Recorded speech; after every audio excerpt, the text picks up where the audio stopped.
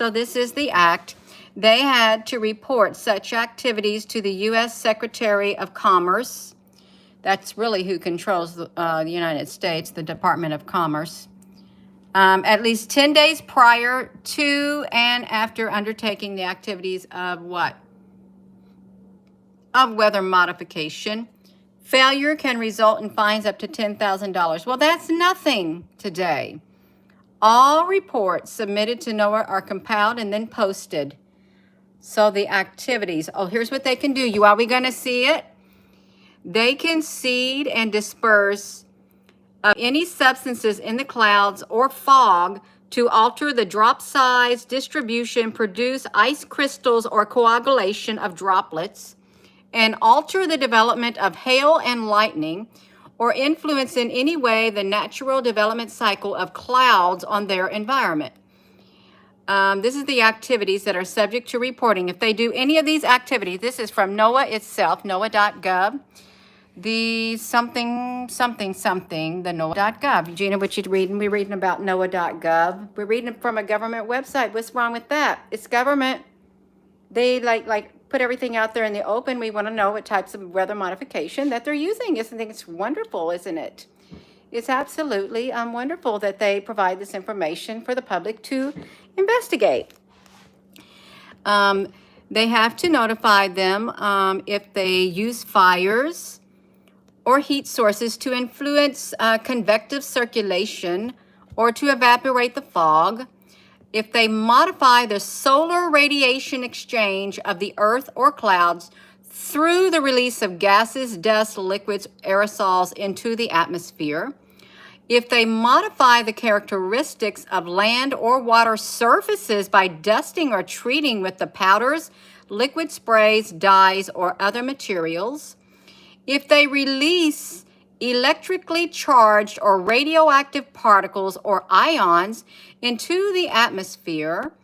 If they use aircraft propeller, downwash, jet wash, or other sources of artificial wind generation. If they use lasers or other sources of electromagnetic radiation or other activities undertaken with the intent to modify the weather or climate, including solar radiation management activities and experiments. So the requirement to report does not apply to activities of purely local nature that can reasonably be expected not to modify the weather outside the area of operation. The exception, there's an exception. You are just tuning in. We want to hear about what there is an exception. Is presently limited to the use of lightning deflection or static discharge devices. Okay, so they have lightning detection or static discharge devices in aircraft, boats, buildings, and to the use of small heat source fans, fogging devices. They got fogging devices? You know they don't got fogging devices. Who ever heard of such a thing as a fogging device?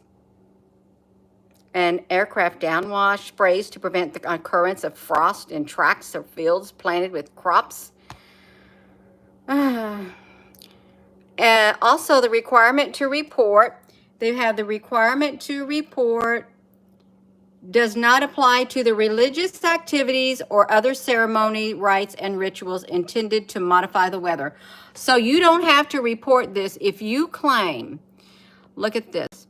Also, the requirement to report, it does not apply. If you are doing what you're doing for religious activities or other ceremonies, it could be any kind of ceremony, rites or rituals intended to modify the weather. You don't have to report it. You heard it from their mouth right there. You do not have to report it. You don't. So that's how they get it out. They could say that they are doing it for management activities and experiments. Well, there you go. All of it's null and void, more or less. They put a little loophole. They put a lot of loopholes in it. But this is all the things that they do.